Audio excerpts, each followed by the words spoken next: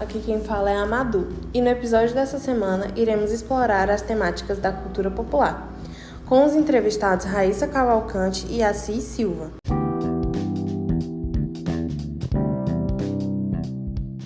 Olá, ouvintes do Nemalcast, eu sou a Assis, faço parte do núcleo educativo aqui do MALC, sou bolsista pelo programa Artes Capitais, que é um programa desenvolvido pela Fundação Nacional de Artes, a FUNARTE, e depois foi incorporado ao museu. Sou estudante de Letras Portuguesas aqui na UFC e estou no terceiro semestre do meu curso. Olá, eu me chamo Raíssa, eu sou bolsista do núcleo educativo do MALC e eu também sou estudante de História pela UFC e atualmente estou no 4º período.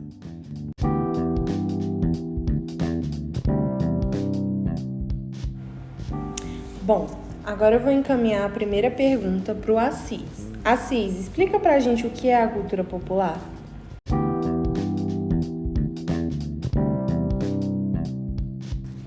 Bom, dada a complexidade do assunto, do jeito que ele é tratado, na antropologia, na história, na sociologia, eu vou fazer certas aproximações porque realmente não tenho uma resposta sobre o que é cultura popular. A ideia é que a gente faça certas aproximações para que a gente possa compreender esse objeto que se manifesta na sociedade. E é interessante a gente refletir que a cultura popular ganhou, historicamente, um contraste com a cultura erudita, de modo sempre a desvalorizar a cultura popular. Então surge a pergunta, por que esse contraste foi alimentado historicamente? Será que apenas critérios estéticos foram levados em conta para se ter esse contraste, essa dicotomia entre arte popular e arte erudita? A gente fica se perguntando. E o que a gente tem, segundo Vivian Catenacci, que é uma antropóloga, é que até meados do século XVII, essa fronteira entre cultura popular e cultura erudita não era tão clara, não era tão delimitada. Por quê? Porque a nobreza participava das crenças religiosas, das superstições, dos eventos que eram produzidos e criados pelas camadas subalternas. Mas aí, com o tempo, a cultura erudita foi-se erudita nesse sentido, né? De que é produzida pela elite, pela nobreza, pelas classes dominantes, foi se distanciando. E aí é interessante a gente pensar que a partir da ascensão da Revolução Industrial, esse movimento de repressão e de distanciamento à cultura popular recebe uma efervescência, se expressa de maneira mais impositiva, de maneira mais clara, maneira mais ferrenha. E aí o que acontece na Revolução Industrial? Acontece uma tentativa muito bem sucedida das classes dominantes forjarem uma falsa ideia de que as pessoas das camadas populares não tinham conhecimento. As pessoas das classes populares não tinham conhecimento sobre o mundo. O único intuito delas, na verdade, a única razão por elas existirem era trabalhar nas fábricas. Então, assim, a gente percebe que na Revolução Industrial há esse levante das classes dominantes, esse levante em tentar afirmar que o povo não tem conhecimento, porque o conhecimento que é ideal é o conhecimento que eu uso para as fábricas, né? Então a sua mão de obra é a única coisa que importa. O resto não importa e não é frutífero e não tem nenhum impacto para a sociedade, que a gente sabe que é mentira, né? Então a Ana Maria de Castro, que é a professora da Universidade do Rio de Janeiro, explica que na Revolução Industrial a gente está no período da Revolução Industrial, a gente está mediante a uma verdadeira castração de conhecimento, porque aquele antigo artesão que vivia no campo, que plantava, enfim, aquelas antigas pessoas que sabiam, sim, como se desenvolver, como produzir, tinham as suas culturas, tinham suas formas de se relacionar, de pensar o mundo, tinham suas cosmovisões e cosmopercepções. Agora, no cenário urbano, elas foram castradas de tudo isso, entende? E aí é interessante a gente pensar que esse aspecto que a gente carrega, que a gente aplica à cultura popular, né? Esse conceito, esses juízos de valor que afirmam que na cultura popular não se tem conhecimento, na cultura popular há uma forma de arte inferior, há uma forma... Isso tudo a gente percebe que não é restrito ao mercado da arte, né? Ao campo da arte. A verdade é que antes disso, esse pensamento ele é incorporado na nossa sociedade capitalista, porque ainda hoje a gente carrega esses vieses burgueses, porque lógico, nós vivemos nessa estrutura capitalista. E aí a gente tende a ver os povos, né, subalternizados como inferiores, né, a nos ver como inferiores. E a gente precisa ter esse levante social mesmo, de entender que temos conhecimento, que temos... E que esse conhecimento é precioso. E aí dessas discussões surgem outros aspectos que são estudados pela decolonialidade, como a diferença epistêmica, ou seja, a diferença de conhecimento, em que os países acreditam, os países mais industrializados e, consequentemente, que controlam o mundo, se impõem enquanto detentores da sabedoria. E aí, enfim, esses movimentos ocupam várias camadas, né? Desde países hegemônicos controlando o poder, a classes dentro desses próprios países controlando o saber e o poder também da mesma forma. Então é importante a gente pensar que esse movimento de desvalorização da cultura popular não está restrito ao mercado da arte, mas é um puro reflexo da sociedade capitalista. É uma mentalidade burguesa que se aplica à sociedade e depois aos saberes tradicionais e depois ao mercado da arte. Então, tendo em vista o que foi falado até aqui, a cultura popular são esses modos de fabular o mundo, modos de construir identidades, é a reafirmação do povo de que sim, de que o povo possui conhecimento e que é um conhecimento diferente, de que o povo sabe como se desdobrar, né? O povo sabe dar aquela rebolada. Mais especificamente no Brasil, são os recos das rachaduras coloniais. São as heranças dos povos subalternizados, pobres, dos povos originários e afro-brasileiros.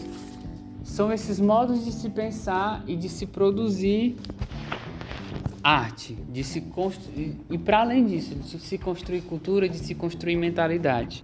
Então, nesse viés, a cultura popular pode ser esse instrumento contra o pensamento burguês, contra o colonialismo e contra todas as repressões que surgem dele, por justamente se configurar de maneira diferente, por subverter a lógica colonial.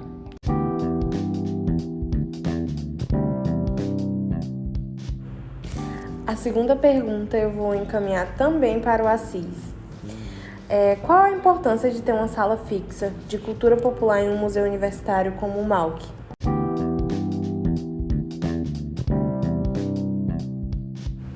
Bom, acredito que o cerne da importância paira no que eu já falei, né, sobre a cultura popular, sobre ela preservar os saberes, sobre ela ser uma nova forma de se pensar, de se construir o mundo e de também formar fronteiras de resistência, né? Formar frontes de resistência.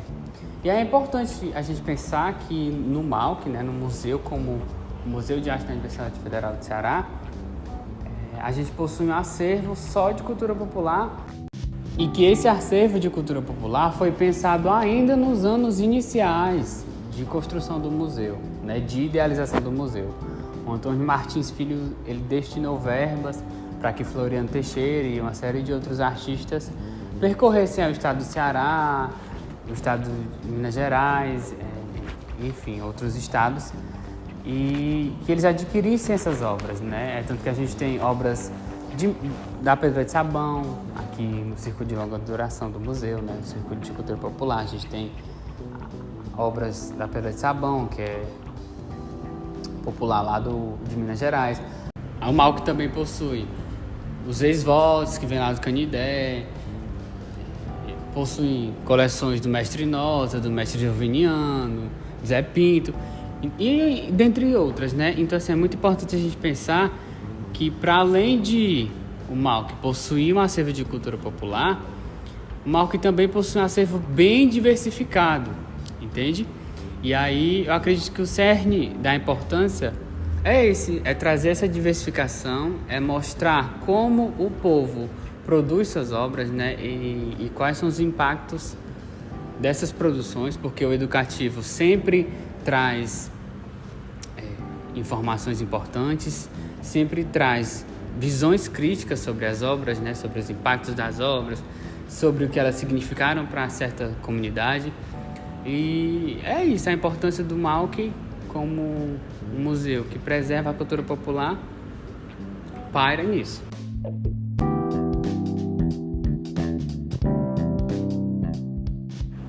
A próxima pergunta direcionarei para os dois, mas primeiro gostaria de ouvir a Raíssa.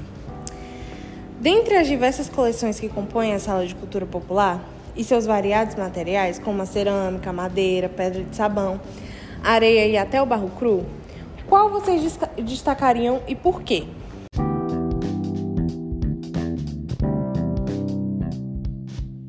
Bom, para mim, duas coleções que se destacam são as coleções dos ex-votos e a coleção de estilogravuras do mestre Antônio Batista da Silva.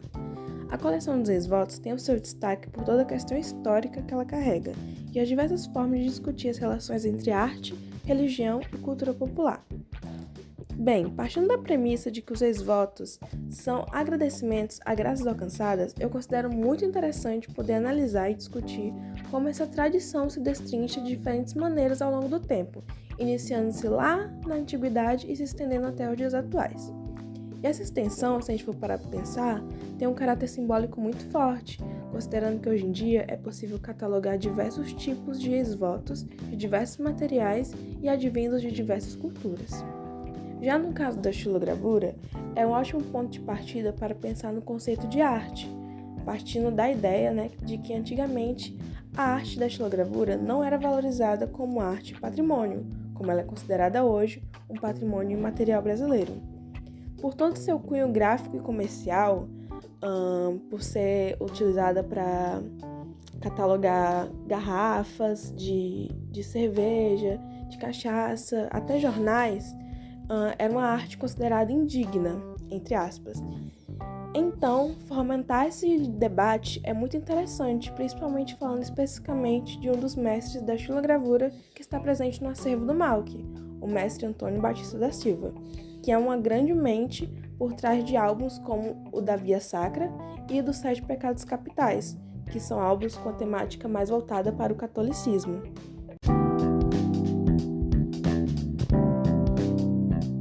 Muito bom, de fato, Raíssa. E Assis, qual você destacaria? Bom, eu particularmente acredito que todas as obras do Circuito de Cultura Popular podem gerar boas reflexões para nós. Mas como é necessário fazer esse recorte devido ao tempo, versarei sobre as esculturas de Aguinaldo Manuel dos Santos, intituladas Rainha e Figura do Candomblé. O que eu proponho aqui é um diálogo entre uma possível leitura da expografia, ou seja, de como as obras estão postas na exposição, e uma leitura sólida da estrutura da sociedade. em aproximações possíveis entre esses dois campos. Bom, Aguinaldo dos Santos foi um grande escultor baiano que nasceu em 1926 na ilha de Itaparicá, lá na Bahia.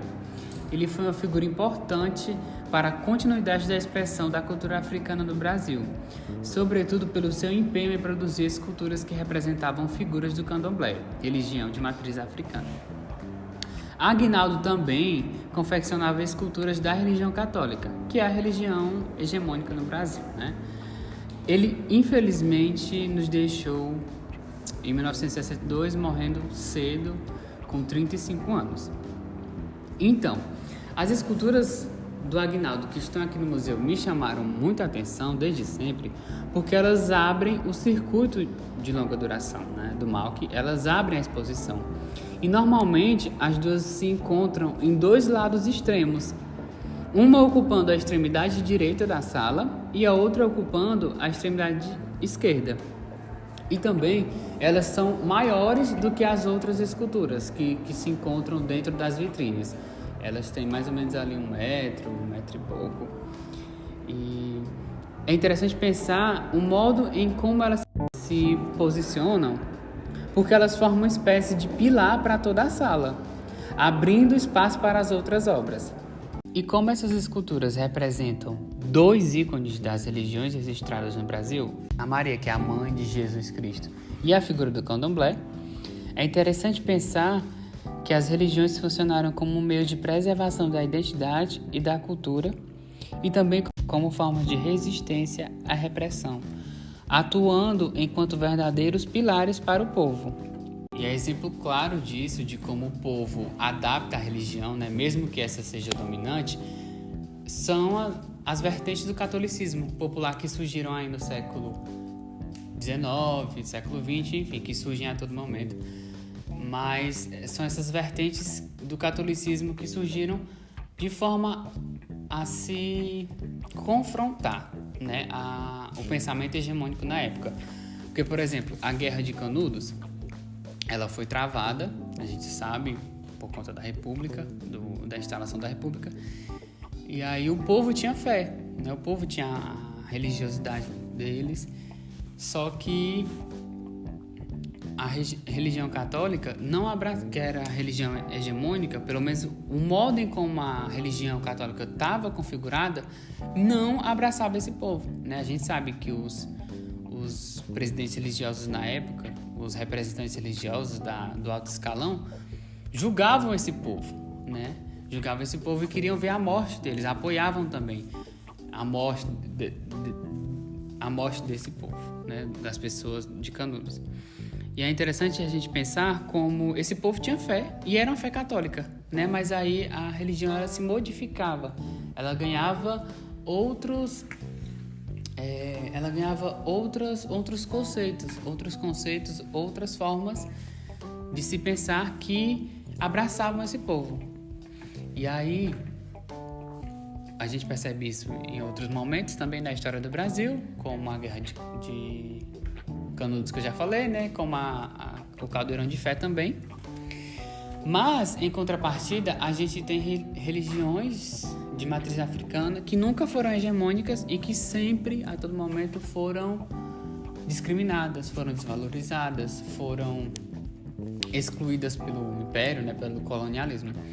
Só que a gente percebe que essas religiões também se modificaram, né, e também preservaram saberes do povo, também preservaram modos de se pensar, modos de se fabular a realidade.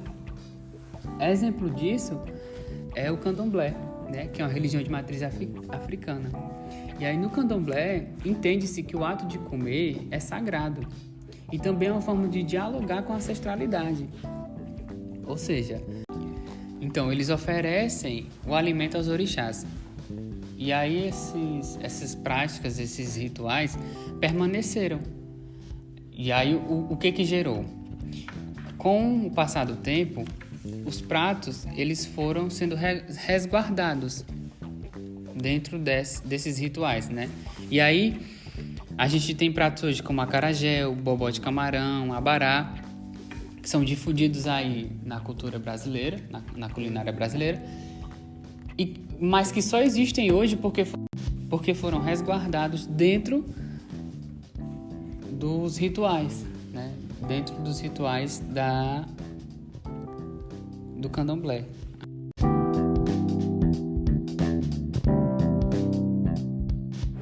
Agora, direcionando a pergunta para o Assis novamente. Assis, quais são os impactos da cultura popular para a sociedade?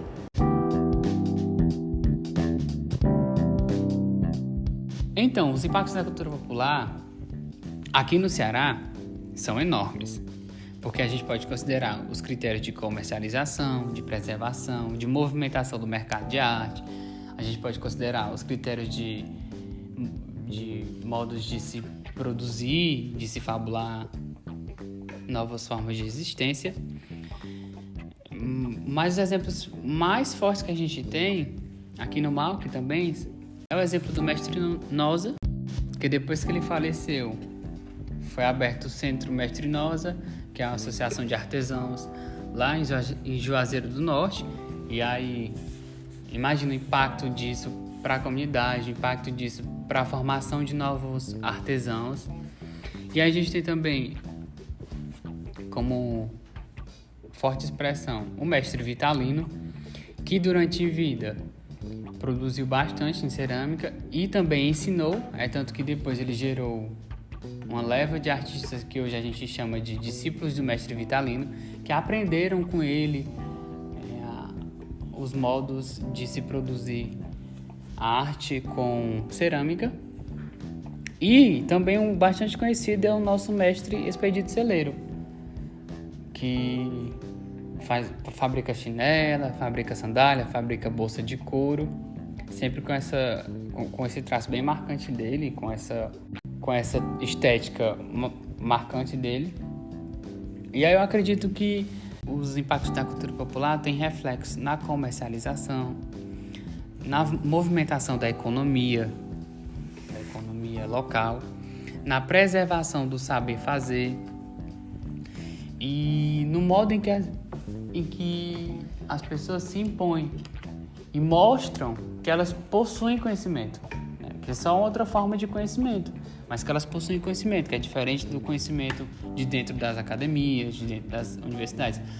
Mas os impactos da cultura popular também devem, eu acredito, quando a gente deve pensar em impactos da cultura popular, a gente também deve ampliar esse leque para as próprias pessoas que produzem a cultura popular, né? Pensar em como essas pessoas fabulam novos mundos, como essas pessoas se movimentam aí em meio às rachaduras coloniais. Pensar como a cultura popular funciona como um importante fator para a vida dessas pessoas, né? Um fator de modificação e de pertencimento.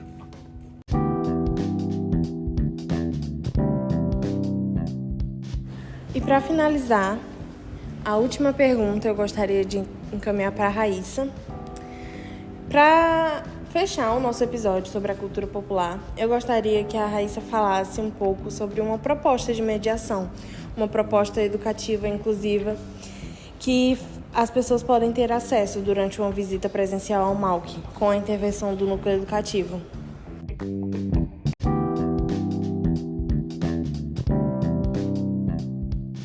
Então, acerca das propostas educativas para a sala de cultura popular, o núcleo educativo do Malc pensou em algumas ideias para imergir mais o público nessa experiência da sala de cultura popular, trazendo o público mais para perto das obras, mais para perto dos artistas.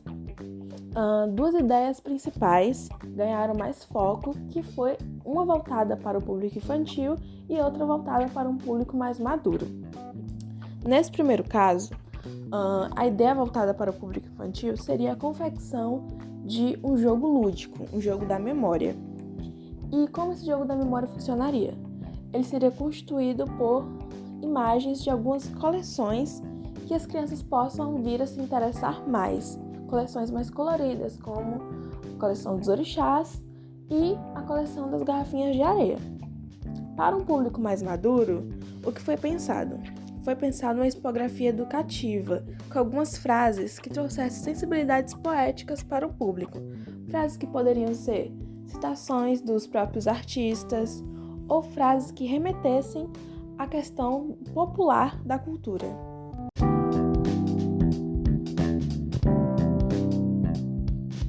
Esse foi o nosso episódio de hoje sobre a Sala de Cultura Popular. Fica aqui o convite para você visitar essa sala no MAUC presencialmente.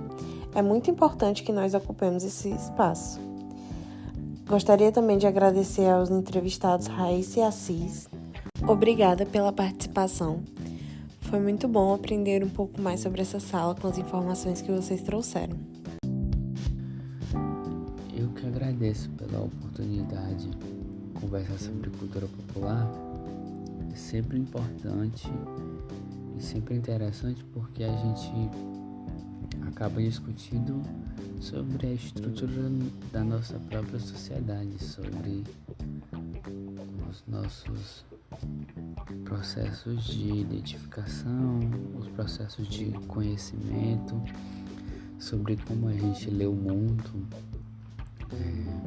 lê as camadas da sociedade.